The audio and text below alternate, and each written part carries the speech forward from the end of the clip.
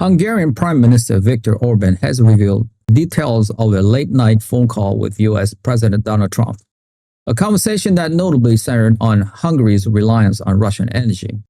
This disclosure underscores the high intensity and often covert nature of international diplomacy, particularly when critical national interests are at stake.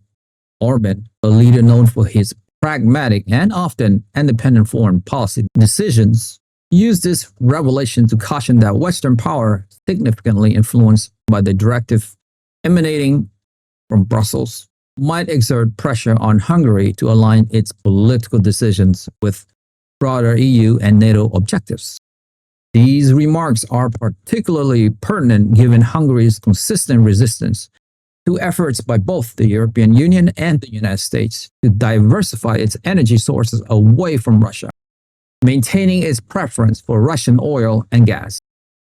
The recent announcement by the European Commission regarding its 19th sanctions package against Russia, which notably includes a ban on Russian LNG, further illuminates the deep divisions within the bloc.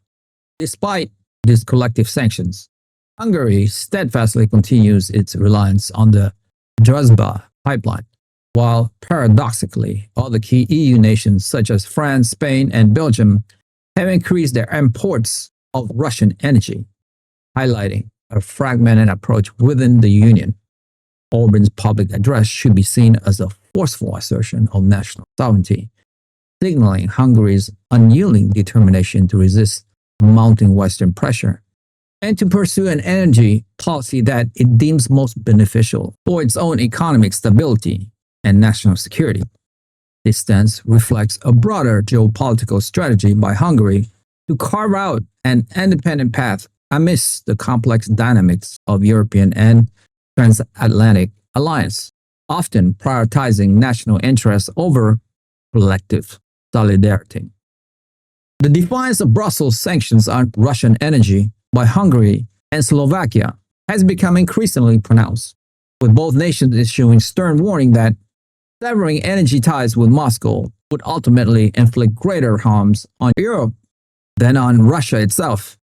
Prime Minister Orban and Fico have not shied away from openly criticizing the European Union, controversially labeling it a warlike project that, in their view, prioritizes confrontational policies over the fundamental need for economic stability.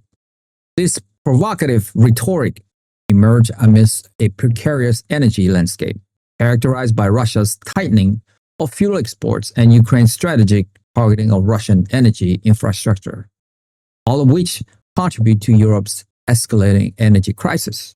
The leaders firmly contend that the continent's energy security is now inextricably linked to the operational integrity of critical infrastructure, such as pipelines and refineries, and the efficacy of drone defenses, rather than being dictated by what they perceive as unrealistic mandates from the European Union. Their unwavering stance underscores a widening ideological and practical rift within the EU, where certain member states are increasingly prioritizing the immediate national energy security and economic well-being over a unified and cohesive front against Russia. The ongoing conflict in Ukraine has fundamentally reshaped Europe's energy paradigm, compelling nations to reevaluate their long-term energy strategies and exposing profound vulnerabilities within their existing supply chains. The warning articulated by Hungary and Slovakia exemplify a pragmatic, though highly contentious, approach to energy policy, wherein immediate national interests and economic resilience are given precedence over collective European sanctions, which they argue are ultimately self-defeating and counterproductive to the continent's stability. This ongoing internal debate poses a significant challenge to the EU's ability to present a united front against external pressure and to effectively implement its foreign policy objective. Russian leaders, Dmitry Medvedev and Sergei Lavrov, have taken a deliberately dismissive and almost mocking tone when addressing the idea of the direct war with Europe Medvedev, known for his often acerbic commentary, characterized the European continent as weak, divided, and self-destructive, suggesting a profound lack of cohesion and military capability. Lavrov, speaking from the authoritative platform of the UN General Assembly, unequivocally dismissed NATO allegations of Russian drone strikes on Poland, vehemently asserting that Moscow harbors no intention of targeting NATO or EU countries. He further escalated his critique by accusing the West of systematically fabricating provocations, deliberately resurrecting the contentious Bucha controversy to buttress his claim that such accusations are often manufactured and lack credible evidence. Despite their public dismissals of an imminent war, both Kremlin figures issued a palpable cautionary note, warning that reckless actions or unforeseen accident stemming from either side could still precipitate a catastrophic escalation of the conflict. These carefully calibrated statements from Moscow reveal a multifaceted strategic communication approach.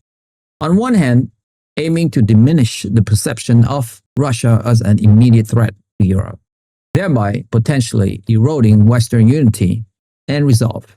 And on the other, delivering clear warning to deter any perceived aggressive maneuvers by NATO or EU member states.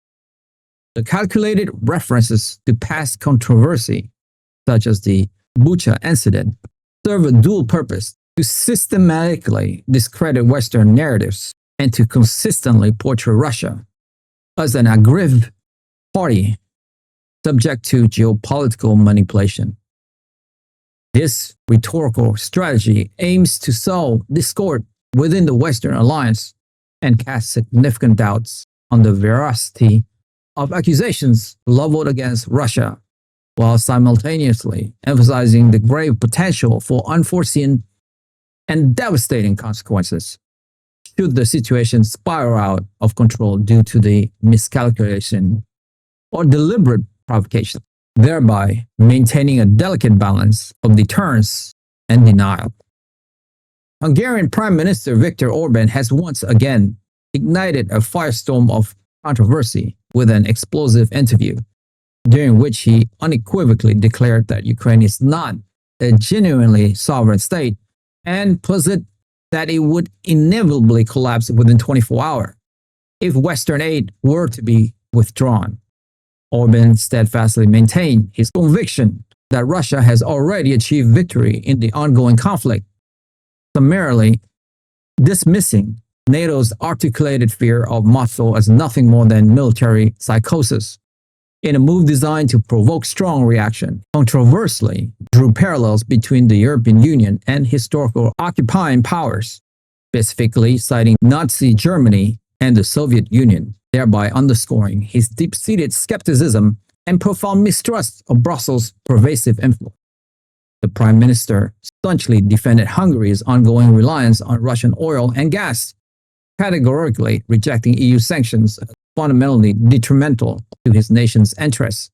Furthermore, in a bold display of diplomatic independence, he even pushed back against US President Donald Trump, emphatically stressing that Hungary is not subordinated to Washington. Orban's incendiary remarks served to reinforce his established reputation as a consistently contrarian and often provocative voice within both the EU and NATO, advocating for a more accommodating and less confrontational stance toward Russia. He continues to sharply criticize what he perceives as Western overreach and an erosion of national sovereignty. His statements reflect a deeply ingrained nationalism and an unwavering commitment to preserving Hungary's perceived autonomy and strategic independence, even when it means directly clashing with key allies and challenging established international norms.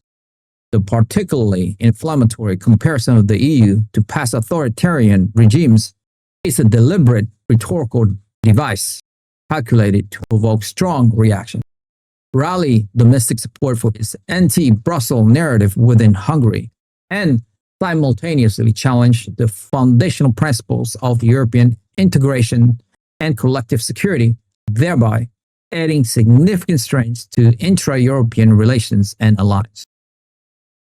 If you have made it this far, congratulations. You have unlocked the truth. I want to ask you a quick question. Given Viktor Orban's defiance of EU sanctions, his strong stance on Russian energy, and his controversial statement about Ukraine's sovereignty and NATO, how do you think Hungary's action will impact the unity and effectiveness of the European Union and NATO in their approach to the ongoing conflict? Join the debate. We want to hear your insightful opinion on where this is all heading in our community. Share your thoughts in the comments below, like the video, and most importantly, subscribe. I'll see you in the next one.